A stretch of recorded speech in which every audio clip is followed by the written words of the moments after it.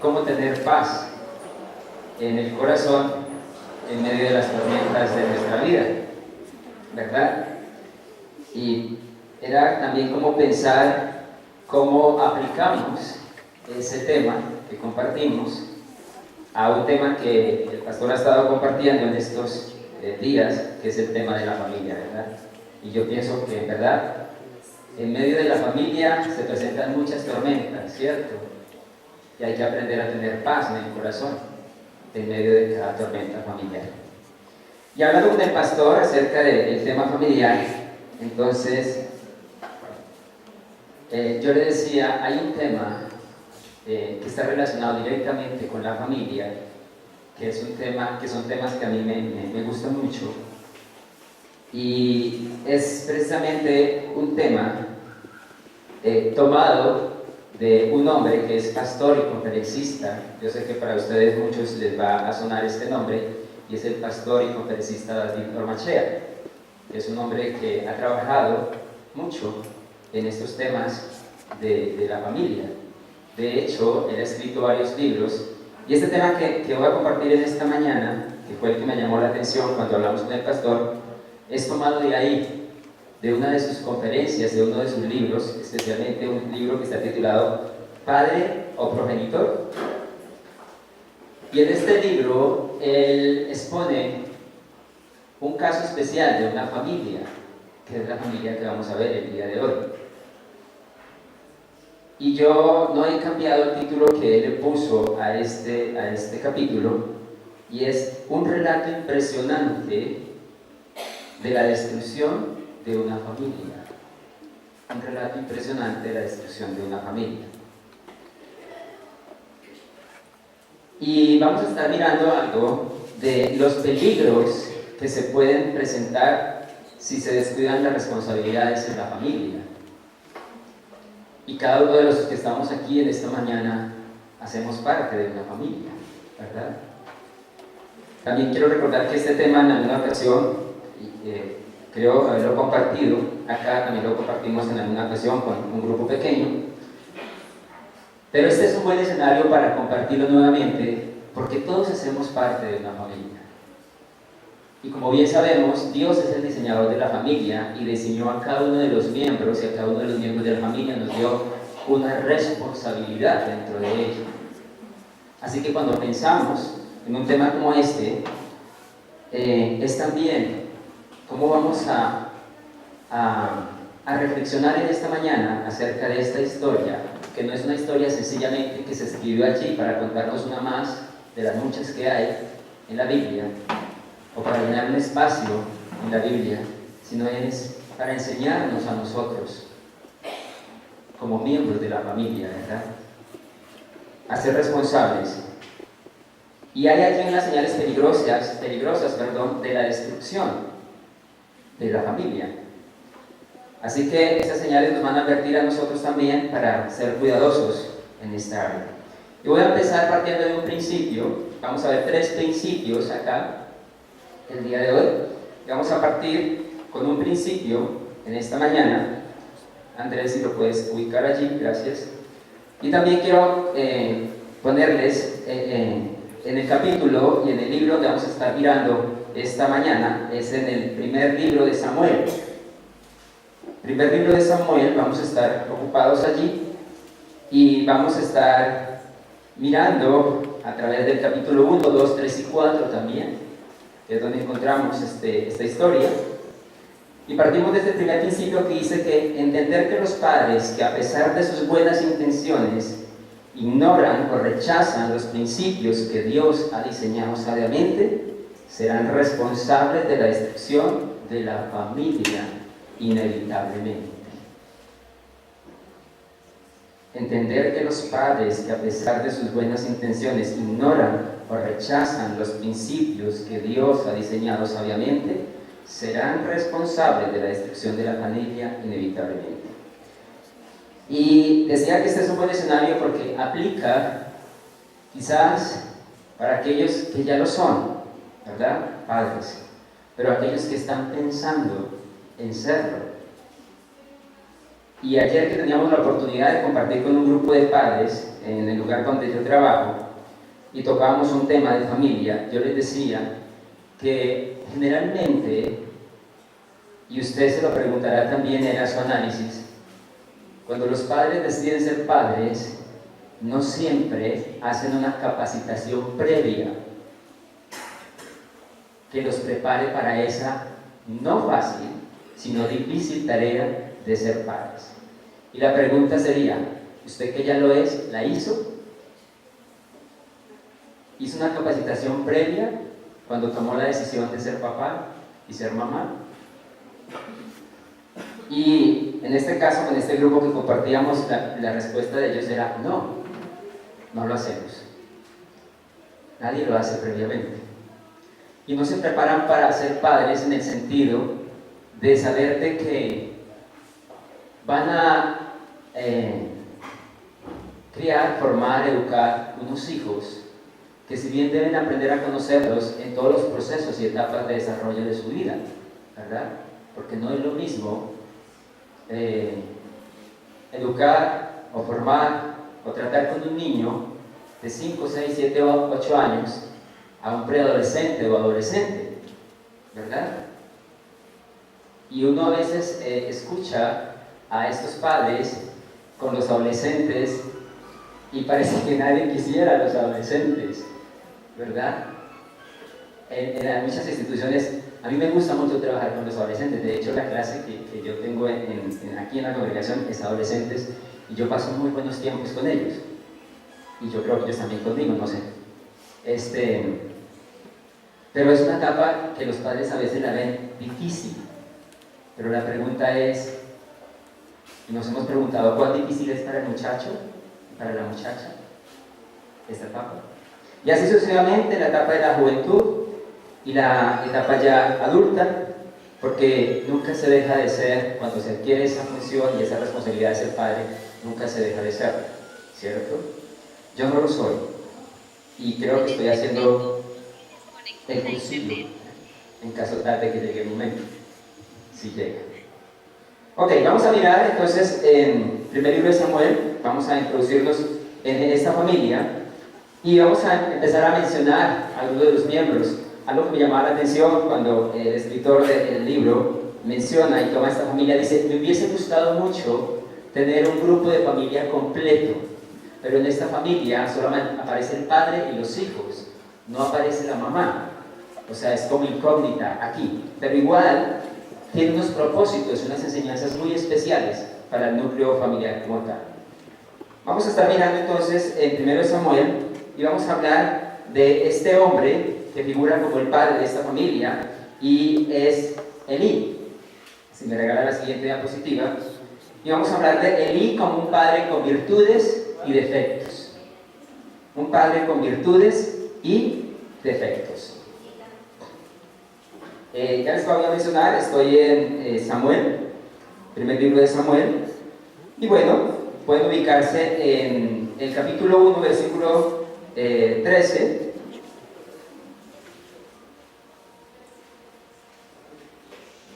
Para hablar de Elí, dice, Ana hablaba en su corazón, pero movía sus labios, aunque su voz no se oía, Elí la tuvo por ebria. Ese es el personaje que vamos a estar mencionando como padre de esta familia, a Elí.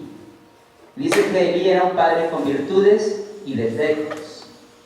Si bien, voy a contextualizarles un poco, y es pensar que si bien vamos a ver algunos errores graves en la vida de este padre, no es que todo en él era malo, porque vamos a destacar y resaltar grandes virtudes de este hombre, especialmente como servidor de Dios, como persona que le servía al Señor. Yo pienso que ahí empieza a implicarse, porque si bien usted como padre y muchos padres puede empezar a hacer un autoanálisis y pensar también que no somos como seres humanos perfectos, igual como padres tampoco quizás lo han sido, y habrán muchos defectos, pero también muchas virtudes para ustedes en esa tarea. Así que este es un padre del Antiguo Testamento pero también es un padre con un problema muy actual, ¿sí? Los estoy introduciendo en el tema para que más adelante veamos por qué es un padre que lo menciona la palabra, pero también con una situación muy actual dentro de nuestro contexto. También podemos decir que este hombre pertenecía a la tribu de Leví, amaba a Dios y se deleitaba en su servicio, es decir, lo que él hacía para Dios, lo hacía con dedicación, lo hacía con responsabilidad, de alguna manera, lo que hacía para el Señor. Esto nos muestra también como hombres de hoy que son padres y le sirven al Señor, también hacen un buen servicio para el Señor, ¿verdad? Y dice también que Elí era un hombre que sirvió a Dios por muchos años. O sea, no era inconstante en el servicio para Dios. Le sirvió a Dios por muchos años. Pero también debemos mirar dentro de lo que Elí hacía como un hombre servidor, porque oficial o servía como sacerdote, ¿verdad?, para el Señor. Vamos a mirar también que Elí era un hombre responsable, pero era un hombre muy involucrado. Escuche bien, responsable, pero muy involucrado. Él tenía una responsabilidad, o mejor, una posición de mucha responsabilidad. ¿Cuántos de los padres hoy día tienen grandes responsabilidades y dedican gran parte de su vida y de su tiempo a cumplir con estas grandes responsabilidades? Elí tenía una gran exigencia de su posición, pero Elí creó un mundo donde su familia no tenía mucha cabida. Escuche bien eso, y lo vamos a empezar a entender un poco más adelante cuando avancemos más en la historia. Él creó un mundo donde su familia no tenía mucha cabida.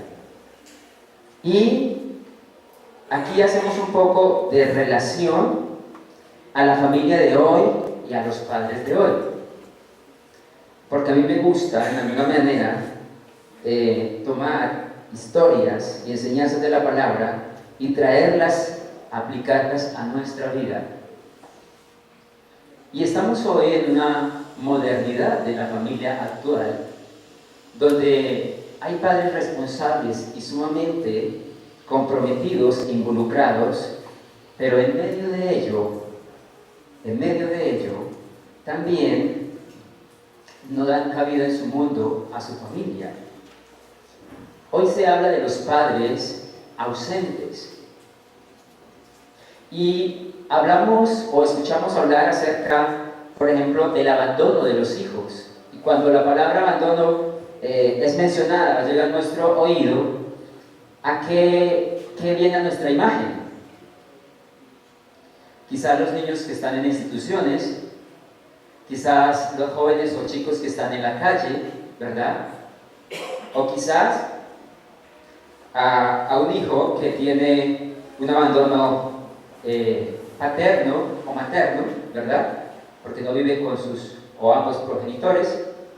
Quizás esa es la idea que tenemos, y en realidad lo es, porque hay muchos de esos ejemplos de familias así. Pero no solamente el abandono de hoy se da en esos contextos. Hoy vemos la ausencia de padres porque están tan involucrados afuera, cumpliendo grandes responsabilidades. Quizás algunos porque están tan sumidos en el consumismo que hoy absorbe también a la sociedad, que lo lleva a estar mayor parte del tiempo fuera de su contexto familiar. Y esta situación es similar en muchos hogares hoy día. Es el ejemplo de vida diaria sobre niños que hoy pasan mucho tiempo solos. Y voy a tomar apartes del escritor, que creo tenerlas un poco en mi mente, donde él menciona que en muchos casos, muchos niños a temprana edad empezaron a estar solos cuando sus padres, por X o Y razón, tenían que estar ocupados afuera, atendiendo quizás sus trabajos, sus ocupaciones. Inicialmente, esto se convirtió en una situación muy traumática para los hijos, cuando ellos tenían que pasar varias horas solos en casa en espera de la llegada de sus padres y experimentar el temor de un toque de la puerta, ¿verdad?, de una llamada por teléfono, de una situación que no sabían manejar dentro de su contexto familiar, y anhelaban la llegada de sus padres. Pero dice también en el contexto que esta situación se fue haciendo tan repetitiva que llegó el momento que los hijos, o llega el momento en que los hijos ya no quieren que sus padres lleguen a casa. Y usted se preguntará, ¿por qué? Pues sencillamente porque el hecho de estar solos y ausentes sus padres los llevó a vivir en un mundo de libertad, donde ellos podían decidir y hacer qué hacer, porque no tenían una figura de autoridad que les dijera o no les dijera qué se debe o no se debe hacer. Entonces el chico sencillamente comía lo que quería, a la hora que quería, hacía o no hacía sus deberes escolares, estaba el tiempo que quiera al frente del televisor, o del computador, o del celular, ¿verdad? Entonces, cuando llegaba el tiempo de llegar los padres, o cuando llega el tiempo de llegar los padres, mejor no quiero que mi padre llegue, ¿cierto? Porque se acostumbraron a vivir en esa desatención, porque tenían padres o tienen padres demasiado involucrados. Elí era un padre responsable, cumplidor de sus funciones, de sus deberes, pero demasiado involucrado. Demasiado involucrado. Y esto se convierte en un riesgo en los hogares y en la familia. No sé si ustedes están conmigo. Hay padres que son responsables y en su responsabilidad, aunque están ausentes, porque hay situaciones que los llevan a estar, hacen su lista de responsabilidades para sus hijos. Pero dentro de su responsabilidad, al llegar a casa, toman tiempo para revisar si estas funciones, reglas o normas fueron cumplidas. Pero hay otros casos en que no. Los padres llegan tan cansados, tan extenuados, tan estresados, que sencillamente quieren ir a descansar.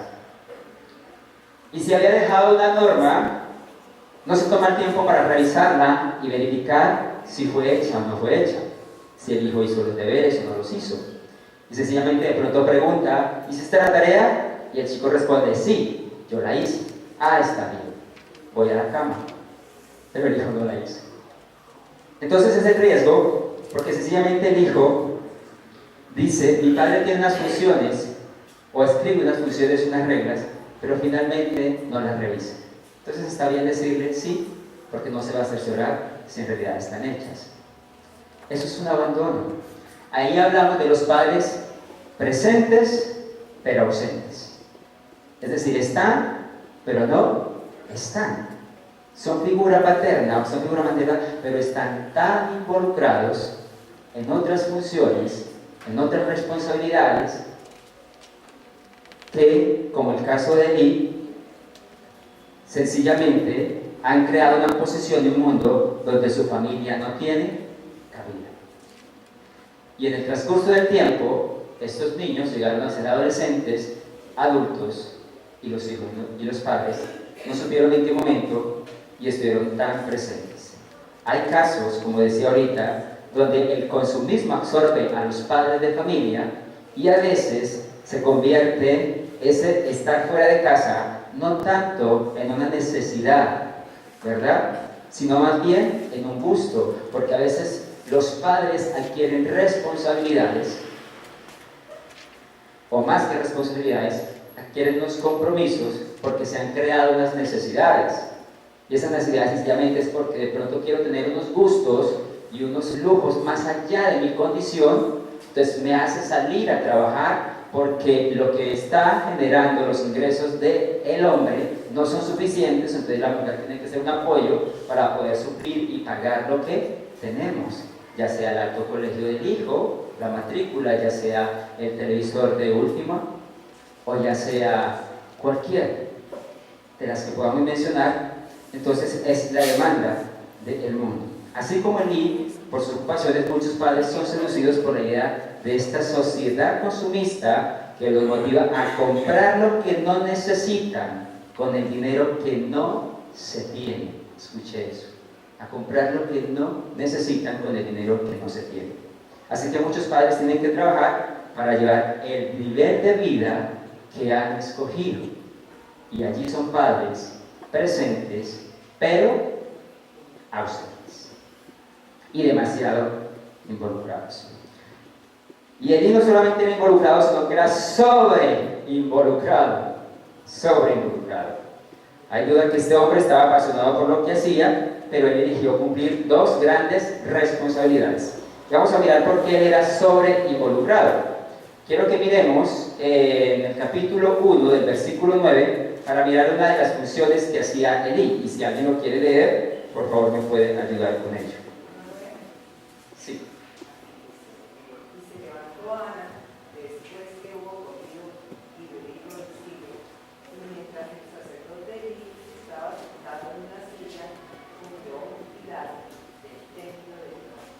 Ok, y yo pienso que para armonizar las dos funciones vamos a leer también el 2.11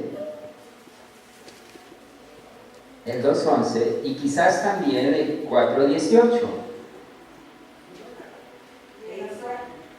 Sí.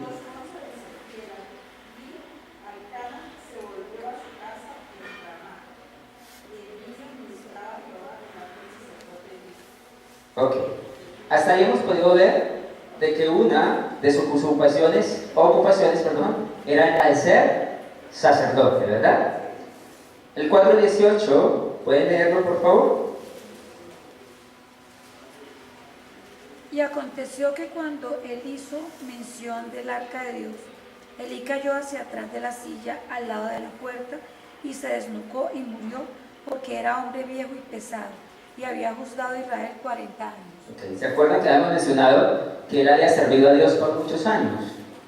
Ok, estos textos nos hablan de las dos grandes ocupaciones de gran responsabilidad que él tenía. La una de ser sacerdote y la otra de ser juez.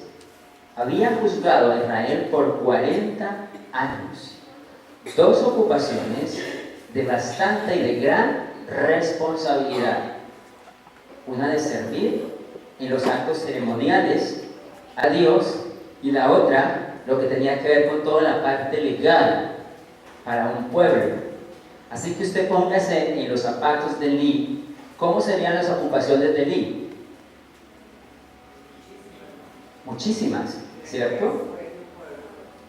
Pero aún así, esas mismas ocupaciones lo ponían o lo pusieron en una posición de gran respeto y de gran autoridad, ¿verdad? Y eso estaba bien. Y como lo mencionábamos hace un momento, era un hombre bien apasionado por servirle a Dios en lo que hacía, pero estaba sobreinvolucrado.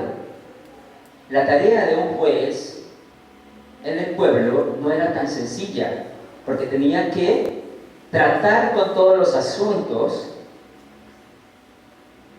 legales, eran llevados a él y buscarle la solución o aplicar la solución que ya estaba establecida por unas leyes, ¿verdad? Pero aparte, la responsabilidad en el templo. Él era un hombre apasionado por servir a Dios, pero sin pasión, escuche bien, por sus hijos y las enseñanzas y mandamientos sobre la familia que Dios le había entregado. Y aquí volvemos al contexto. ¿Cuántas veces, aún en los ministerios, en las congregaciones, los padres son tan apasionados por ese ministerio que en algún momento puede llegar a correrse el riesgo de descuidar los mandamientos que Dios les ha establecido para la familia, Y parece que este era algo así como el caso de Elí. Creo que vamos a dejar un poquito Elí ahí. Bueno, no, nos queda otra parte. Y vamos a hablar que Elí era un hombre padre, anciano, enfermo y despreocupado. Pero aquí vamos a avanzar un poco en la vida de Elí. Entonces, cuando dice que era padre, vamos a mirar, ¿era padre de quién? En el capítulo 1, versículo 3. 1:3.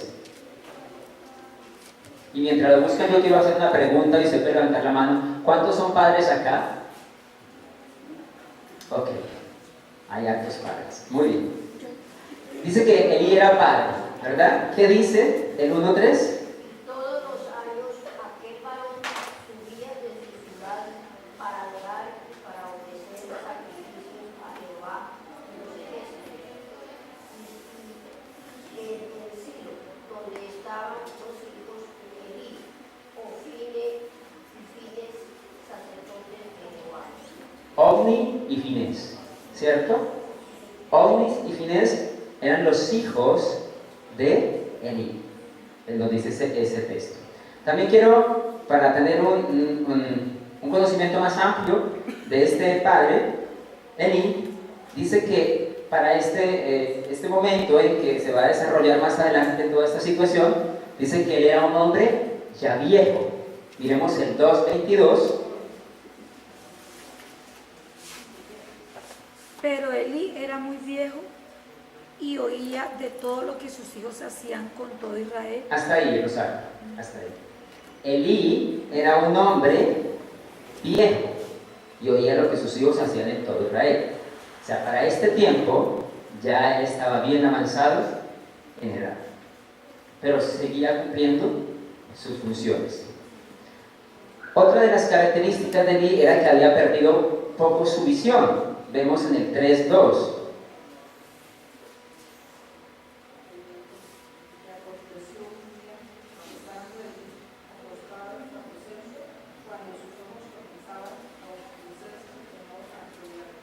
Ok, y podemos mirar también algo en el 4:15, me parece mucho. 4:15.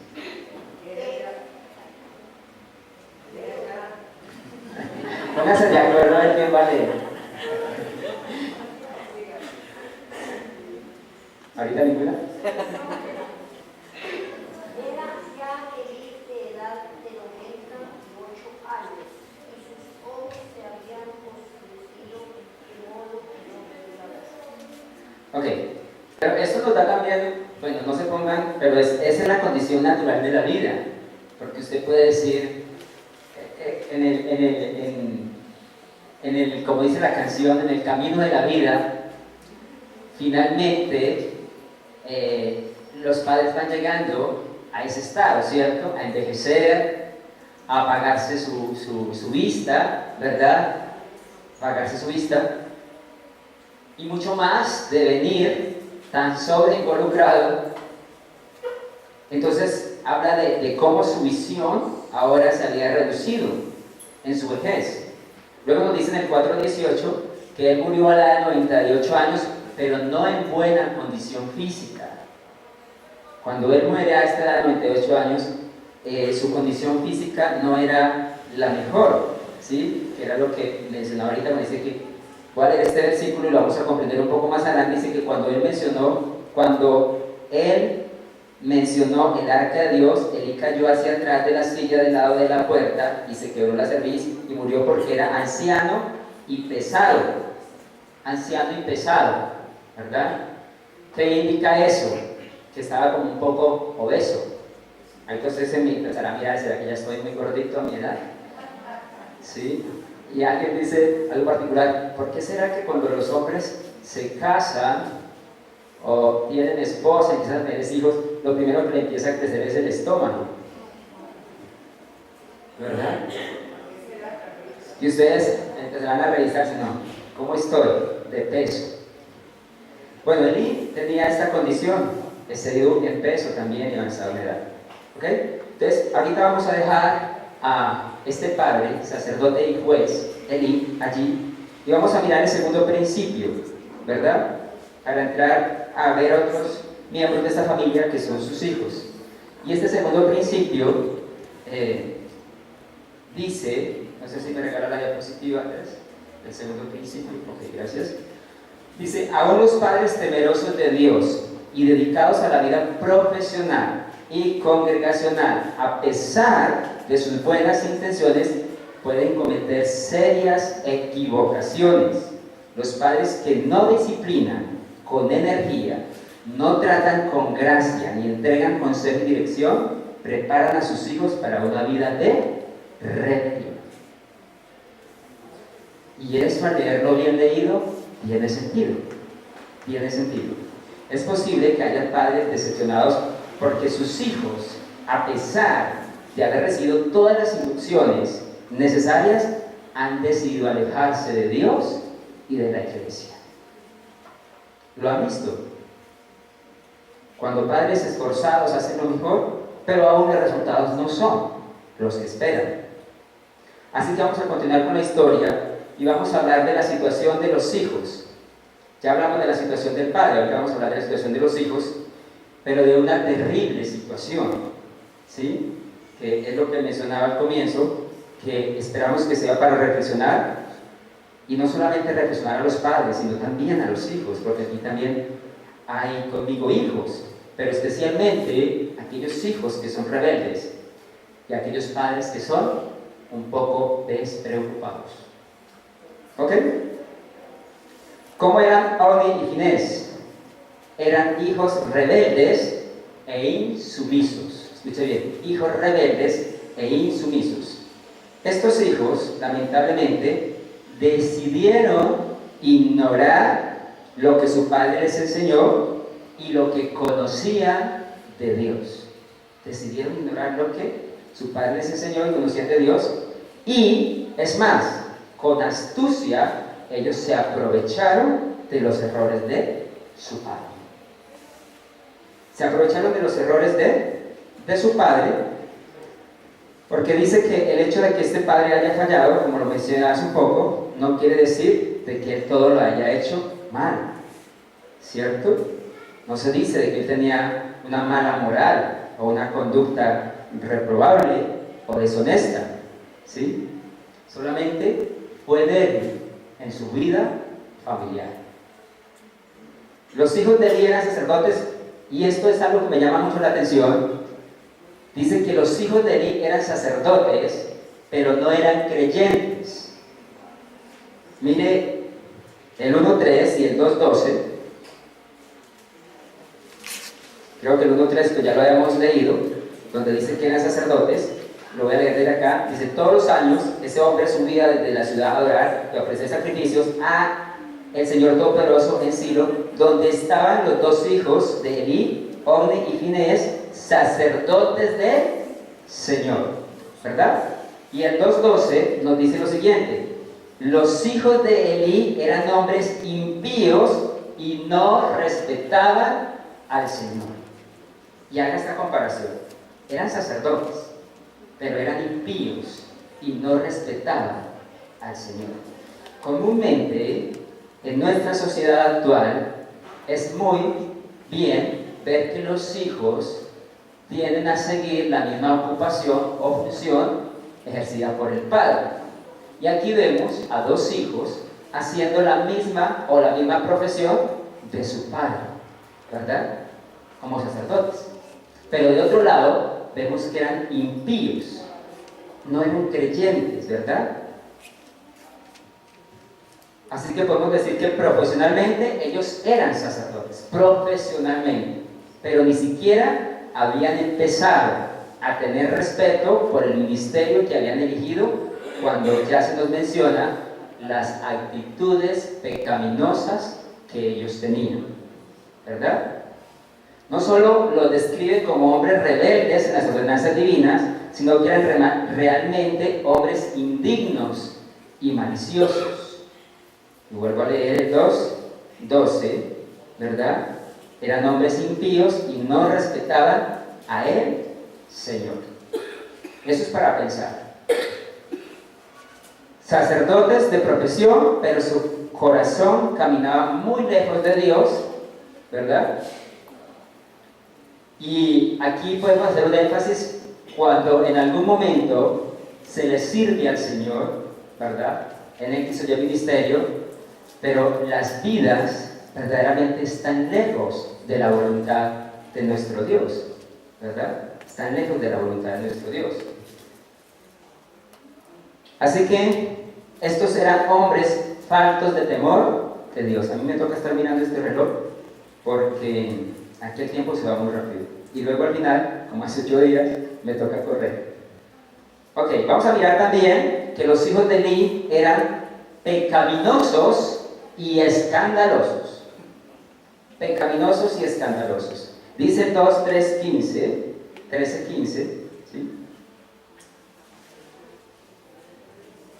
Era costumbre de los sacerdotes que cuando alguien ofrecía un sacrificio, mientras se cocía la carne, el criado del sacerdote con un garfio de 3 ganchos sacaba del caldero, de la olla o del pote una porción para el sacerdote. De esta manera hacían a todo el que venía asido. Pero aún antes de quemar la grasa, venía el criado del sacerdote y decía al que sacrificaba: da carne para asársela al sacerdote, porque no tomará de ti carne cocida ni cruda. Es lo que está diciendo ahí hasta el 15. Así que Ofni y Finés no solo mostraban ausencia de Dios, sino que la presencia de sus pecados en sus vidas era grave. No solo era evidente la falta de temor a Dios, sino que vivían vidas escandalosas. A ellos no les importaban las ordenanzas divinas y tenían su propio sistema de operación. Aquí había una ordenanza para la ofrenda, pero ellos no respetaban la ordenanza de la ofrenda y no querían que se hiciera como estaba establecido, sino que lo hacían a su voluntad, quizás haciendo uso de su investidura como sacerdotes y servidores allí, ¿sí? A ellos no les importaban las ordenanzas divinas, tenían su propio sistema de operación, ignoraban a Dios. Según las ordenanzas de ellos, debían de tomar la carne cocida, pero para sus intereses ellos decidían tomar la cruda. A ellos no les interesaba ministrar ni honrar a Dios, a ellos solo les interesaba su propia satisfacción egoísta, sus propios intereses. Así eran los hijos de Eli. Así eran los hijos de Eli. Pecaminosos y escandalosos. ¿Sí?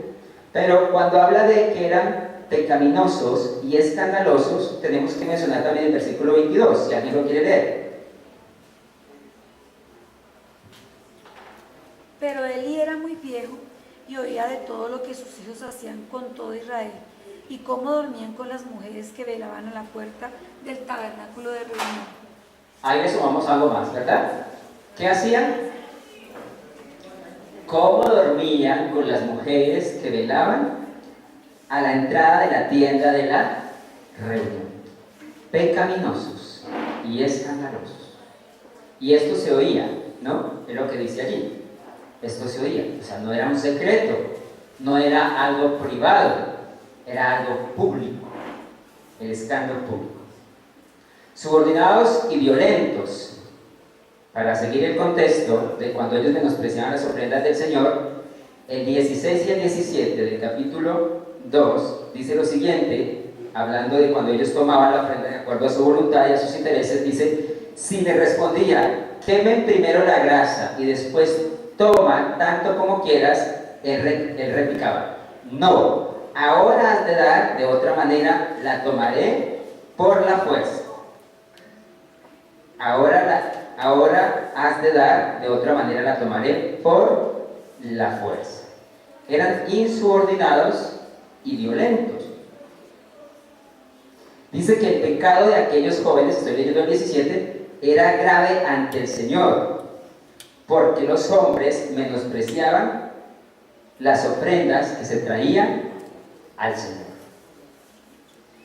Así que no solamente cometían estos actos pecaminosos, sino que actuaban con un cierto descaro Y no eran acciones de personas que intentan o intentaban cumplir con la voluntad de Dios y pecan. No, sino que eran acciones que muestran una total rebelión para con Dios. Una total rebelión para con Dios. Para ellos no existía el orden divino, sino el deseo humano, y seguían las direcciones, incluso si alguien, como vimos acá, intentaba que ellos hicieran lo correcto, ellos estaban dispuestos a actuar con violencia, estaban dispuestos a todo, incluso a menospreciar las ofrendas del Señor. Incluso a menospreciar las ofrendas del Señor. Hoy día, si lo aplicamos dentro del contexto, muchas veces nos encontramos con jóvenes o hijos dentro de los hogares con acciones rebeldes, con acciones violentas, ¿verdad? Hijos quizás también insubordinados, que no se sujetan a la autoridad de sus padres. Y entonces, ¿qué hacen? Viene a mi mente un caso cercano de una familia que tengo conocimiento, y es un adolescente, y el adolescente está involucrado en consumos de droga, ¿verdad? Y esto obviamente ha traído una serie de dificultades al grupo familiar.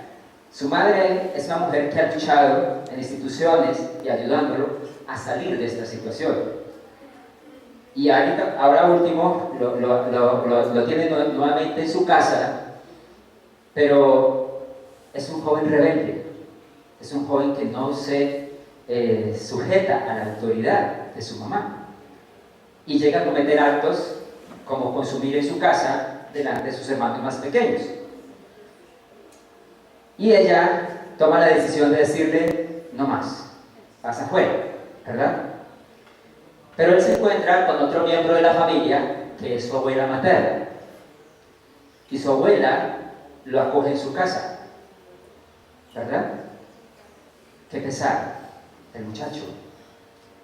Y ella, en su buen corazón y su buena voluntad, le abre las puertas de su casa para ayudarlo. Pero no ha pasado mucho tiempo, el joven empieza a no agradecer con su conducta y sus actos ese amor y esa buena voluntad de su abuela, y empieza a crear una serie de situaciones donde no tiene en cuenta la autoridad de su abuela y pasa por encima de ella hasta el punto de que le roba las cosas, que me decía ella con una cara de angustia, casi llorando, antes tenía ahorritos, ahora no tengo nada porque el dinero se me pierde. Tenía unas herramientas que me dejó mi esposo porque es viuda y se han desaparecido. Y cuando pregunto a él sencillamente dice, no, yo no tengo nada que ver. Y cuando ella trata de ser autoridad y ser estricta, entonces él opta por una actitud de, sí, me vas a echar a la calle, voy a ser un perro tirado en un andén, me van a matar. Y su corazón de abuela vuelve nuevamente como, está bien, ¿verdad? Pero sigue sufriendo y batallando porque su situación es cada vez más crítica. Tan crítica que ha llegado al punto de tener que sacar las cosas de su propia casa para que la guarden sus vecinos. Porque este nieto insubordinado, que no se somete a la autoridad, pasa por encima de todo. Y no valora el amor y el aprecio y la buena voluntad de su abuela por ayudarlo, ¿verdad? Por ayudarlo. Entonces, no está lejos de la realidad cuando vemos un actuar de los hijos de Elí, Ofni y Finés, cuando no se sometían ni a su padre, ni respetaban las normas establecidas, ¿verdad? Y pasaban por encima de él, ¿verdad? La rebelión es terrible, no solamente delante de Dios, sino delante de los hombres. El dolor y las noches de terror que pueden causar los hijos rebeldes, ¿verdad? No tiene comparación. Pero hay que pensar que la rebeldía no se inicia en la adolescencia, ni en la juventud. Esta viene con nosotros, los seres humanos, por causa de nuestra condición pecaminosa, ¿verdad? Ella viene ahí. Así que todos tendemos en algún momento a rebelarnos, y cuando los padres no toman, escuche bien, las medidas adecuadas y establecen un sistema de disciplina sabio con sus hijos, entonces abren el camino para que sus hijos desarrollen su rebeldía de manera natural. Es decir, por naturaleza somos rebeldes, pero cuando a tiempo no se hace sabiamente lo que se debe hacer, se está abriendo la puerta y la brecha para que a futuro sean hijos rebeldes e insubordinados, ¿verdad? Hasta llegar a niveles de ser agresivos. Así que los padres deben de tratar con sabiduría la rebeldía de los hijos cuando ésta apenas empiece a evidenciarse. Aquí hago aclaración. Al niño, siendo muy pequeño, usted puede empezar a ver sus manifestaciones de rebeldía. Y cuando el niño está pequeño, aún a veces los padres se divierten viendo la rebeldía del hijo, sin pensar que eso que en el momento le está causando gracia y no está haciendo nada sabiamente, a futuro se va a convertir en una situación que se le va a salir de las manos porque no hizo nada a tiempo. ¿Es claro? Así que se debe tratar y se debe buscar una ayuda. Y cuando el padre quizás no sabe cómo tratar con esa situación, ni tanto bíblicamente, ni tanto profesionalmente, el consejo es que debe buscar esa ayuda para hacerlo, ¿verdad? Por eso preguntaba ahorita que previamente no se hace, o mencionaba que previamente no se hace una capacitación para ser padres y saber de que como padres se van a enfrentar a estas situaciones. Y estoy preparado para saber qué hacer y cómo hacer, y sabiamente, para desde temprana disciplinar, corregir con amor a ese hijo frente a una conducta que es totalmente inadecuada. Hay padres que ante la rebeldía de sus hijos no buscan hacer nada para solucionar lo que se hace cuando vienen a decir que su hijo hizo tal o X situación o tiene tal comportamiento, y muchas veces explotan y no creen. Por lo menos deberían tomarse la tarea de investigar si en realidad lo que se está diciendo de la conducta de su hijo es o no es, ¿verdad? Para tomar acciones correctivas. Así que no piense que Elí estaba tranquilo con la situación de sus hijos. Sin duda que él sufría como cualquier padre sufre. Él no se cruzó de brazos para enfrentar la situación. Elí trató con esta situación de las acciones pecaminosas de su hijo, solo que Elí no lo hizo de la manera que debió haberlo hecho. Creo que el 24-25 nos dice algo que él le respondía. Voy a leer quizás del 23. Y les dijo: ¿por qué cometéis cosas semejantes? Les está preguntando. Oigo de todo el pueblo vuestro mal proceder. Y en una forma muy pasiva y muy suave les dice: no, hijos míos, no es bueno lo que oigo, que hacéis pecar al pueblo del Señor. ¿Verdad? No es bueno lo que oigo. Así que aquí vemos la actitud errónea de un padre pasivo. Cuando el padre toma una actitud pasiva y no trata con severidad la desobediencia y pecaminosidad de sus hijos, entonces ¿qué va a pasar? Va a sufrir las consecuencias. Y no solo los hijos, y no solo los padres, porque hablamos de que es una familia, y cuando se presenta una situación similar en una familia, entonces son afectados, o somos afectados, todos los miembros de la familia. Este padre no trató con los pecados conocidos, ¿sí? Así que los padres deben tener una actitud correctiva, y no solamente correctiva, sino una actitud preventiva. Preventiva. Deben ser investigadores del comportamiento de sus hijos a tiempo, ¿verdad? Y para eso necesitan pasar tiempo, y tiempo de calidad, con los hijos.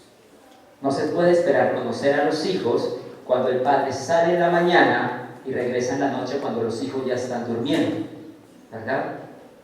O cuando el tiempo de casa sencillamente estamos sentados mirando frente al televisor, todos con los ojos puestos allí, y el único centro de atención es el televisor. Elí no actuó con firmeza pese a la advertencia recibida, Vamos a mirar en el capítulo 3, versículo 13, advertencia recibida, y dice: le mostraré que juzgaré su casa para siempre, por la iniquidad que él conoce, porque sus hijos han blasfemado a Dios, y él no los reprendió. ¿Se da cuenta? Es decir, Elí fue un padre pasivo en ejercer su autoridad, su corrección y su disciplina frente a una conducta pecaminosa, escandalosa y subordinada de sus hijos. Él no hizo lo que tenía que hacer.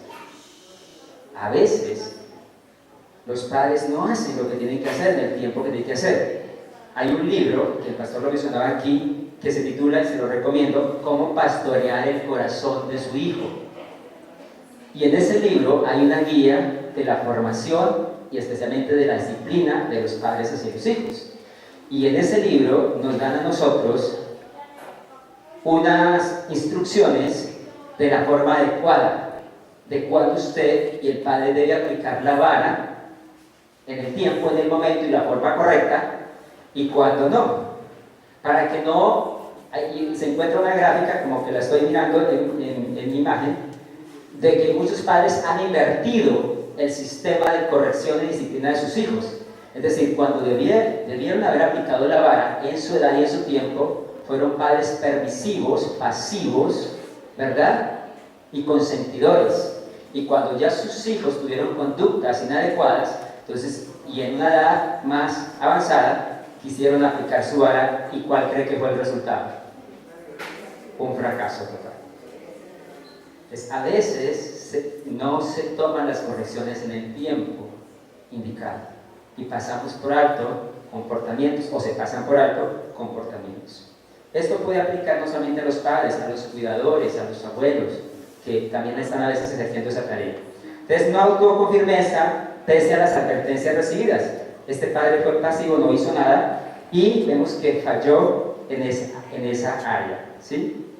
Pero dice que Elí fue altamente amonestado. Quiero que miremos un texto que es un poquito más amplio.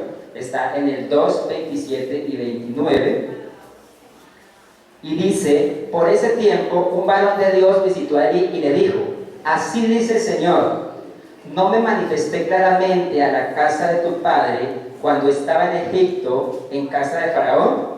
Y yo elegí entre todas las tribus de Israel para que fuera mi sacerdote y ofreciera sobre mi altar quemar incienso y llevar efod ante mí, y di a la casa de tu padre todas las ofrendas de los israelitas. Y le pregunta: ¿por qué habéis hollado los sacrificios y presentes que yo ordené? Y has honrado a tus hijos más que a mí, engordándolos de lo principal de todas las ofrendas de mi pueblo. Escuche bien ese llamado de atención. Lo que hizo. ¿Por qué habéis hollado los sacrificios y presentes que yo ordené? Y has honrado a tus hijos más que a mí. Él fue amonestado. Él tuvo una lealtad errónea con los hijos en lugar de tenerla con Dios. Elí cometió un error que quizás es sumamente común en nuestros tiempos. Hay padres que saben qué hacer y cómo hacer y corregir a sus hijos y no lo hacen. Mire, hay una situación, se la voy a mencionar así en unos minutos, que es bien delicada. Aquí hay una situación que debió haberse hecho algo y no se hizo para corregir una situación que posiblemente iba a ser peor. Una de las situaciones que nosotros vemos muy comúnmente en nuestra modernidad es el maltrato y el abuso hacia los niños, los jóvenes. Y escuche esto, y es lamentable porque el mayor número de maltratos y abusos para la niñez está ejercida dentro del mismo contexto familiar y por los mismos miembros o cercanos a la familia. Y ante eso, muchas veces no se actúa y se obra como se debe obrar. Y entonces hay padres pasivos que ante esta situación muchas veces no hacen nada, ni una denuncia, porque como es el que provee para la casa, porque es que es el abuelo, porque es el tío, y entonces ¿cómo lo vamos a denunciar? Y no se corrige la situación, y se sigue la situación, que adelante trae consecuencias fatales. Así que aquí había un juicio emitido para este hombre, y yo quiero que avancemos un poco para que veamos que finalmente hay una consecuencia por esta situación, porque Dios decidió terminar con la vida de ellos y emitió un juicio que no solamente iba a afectar y caer sobre Ofni y Finés, sino sobre toda la casa de Eli. Quiero que nos ocupemos en el capítulo 4 y voy a quizás irme avanzando un poco, tenemos las 12 en punto, y para ver la conclusión y el desenlace. Dice que la palabra de Samuel iba a todo Israel. Por ese tiempo Israel salió a la batalla contra los filisteos, se acampó junto a Ebenezer y los filisteos en Efet, y los filisteos presentaron la batalla a Israel, y trabándose en combate Israel fue vencido por los filisteos, que hirieron como a 4,000 hombres. Aquí hablan de una batalla, y viene también una consecuencia para este pueblo de Israel que murió, ¿verdad? Pero en vista de esta derrota, ellos estaban un poco preocupados y confundidos porque Dios no estaba con ellos. Y a alguien se le ocurre que para tener la ayuda de Dios, o sea, como que Dios no está haciendo nada, vamos a hacer algo para que Dios haga. Entonces van y traen el arca. Y ustedes saben, cuando han escuchado la historia, qué es el arca y qué representaba el arca, ¿verdad? Era un elemento bastante consagrado en el templo, ¿verdad? Y que allí reposaba la gloria y la presencia de Dios. Pues ellos mandan a traer el arca, para que el arca esté en medio del pueblo, porque así el pueblo enemigo va a decir, Dios está con nosotros y nos va a dar la victoria. Y efectivamente cuando trajeron el arca, dice que Ofni y Finés traían el arca. Ofni y Finés traían el arca. Recordemos que el arca no era y no podía ser cargada por cualquier persona que no estuviese establecido dentro de la norma dada por Dios. Y efectivamente el pueblo enemigo se asustó cuando se dio cuenta que ellos habían traído el arca. Y se enfrentan nuevamente, ¿verdad? Se enfrentan nuevamente con los filisteos. Dice que los filisteos tuvieron miedo porque Dios estaba con el campamento y dijeron, ¡ay de nosotros! Pero parece que eso les hizo tomar como más valentía. Y dice que pelearon pues los filisteos, e Israel fue vencido y huyeron cada cual a su tienda. Y fue hecha gran mortandad, pues cayeron 30,000 hombres de Israel. Y el arca de Dios fue tomada y fueron muertos los 2 hijos de Eli, Ofni y Finés, como Dios lo había establecido en la disciplina. Y tomaron el arca. ¿Ok? Y dice que un hombre de allí salió huyendo para llevar la noticia, esta mala noticia. Y cuando llegó, Eli estaba sentado en una silla vigilando junto al camino, porque su corazón estaba temblando por el arca de Dios. Había temor en él. Llegó pues aquel hombre a la ciudad, y cuando dio la noticia, toda la ciudad gritó. Y al oír la gritería, Eli preguntó, ¿qué estruendo es ese?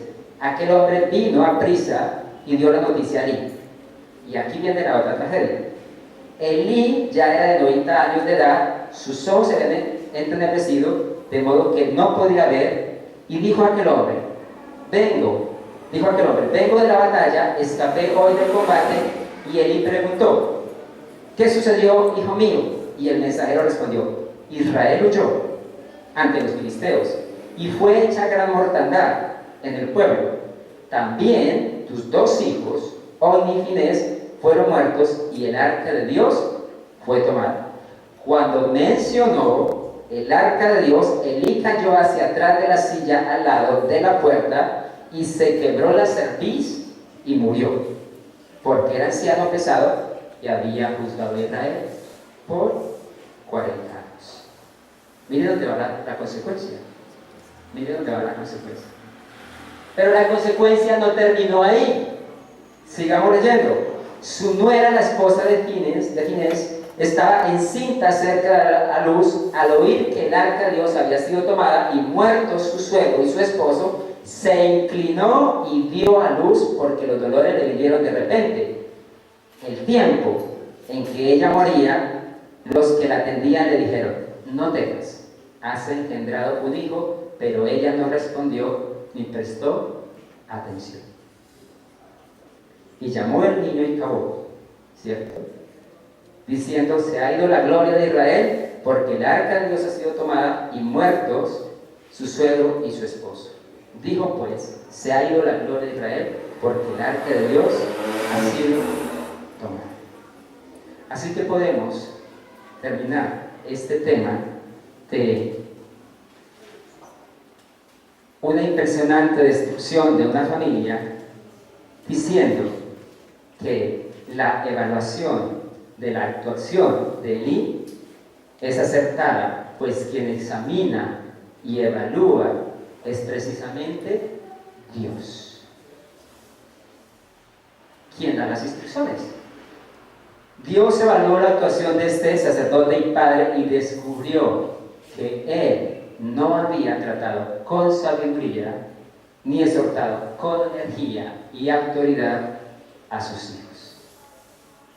Así que la historia nos muestra que este padre había perdido el control y que su familia sufrieron consecuencias terribles. Que el Señor nos ayude cada día, ¿verdad?, a tener temor de Dios y a saber que Él es el diseñador y las responsabilidades que cada uno. Yo le invito a que terminemos este tiempo precisamente orando y colocando la familia en las manos de nuestro Dios. Recuerde, cada uno de nosotros somos parte de un grupo familiar y a cada uno de nosotros se nos ha dado una responsabilidad y un mandato dentro de ese grupo familiar. La pregunta es: ¿estoy cumpliendo? ¿Estoy desarrollando y llevando a cabo ese mandato? ¿Estoy siendo el hijo que Dios quiere y me ha mandado a que sea? ¿Está siendo el padre o la madre que Dios ha mandado y espera que sea? Señor y Dios, hoy te damos gracias especialmente por tu palabra. Gracias, Dios, porque eres el diseñador de la familia y de cada uno de los miembros que la conforman, y a cada uno de nosotros nos has dado una instrucción precisa y adecuada. Solo queremos poner en tus manos a la familia, especialmente a cada una de las familias aquí representadas, a las que representamos, Dios. Y también, Dios, es un momento para reconocer cuando hemos fallado por nuestra naturaleza y nuestra condición pecaminosa. Y oramos, Señor, para que esta palabra y esta historia de este hombre no sea sencillamente de que cuestionamos o señalamos el actuar de un hombre, sino que sea un ejemplo para nuestras vidas.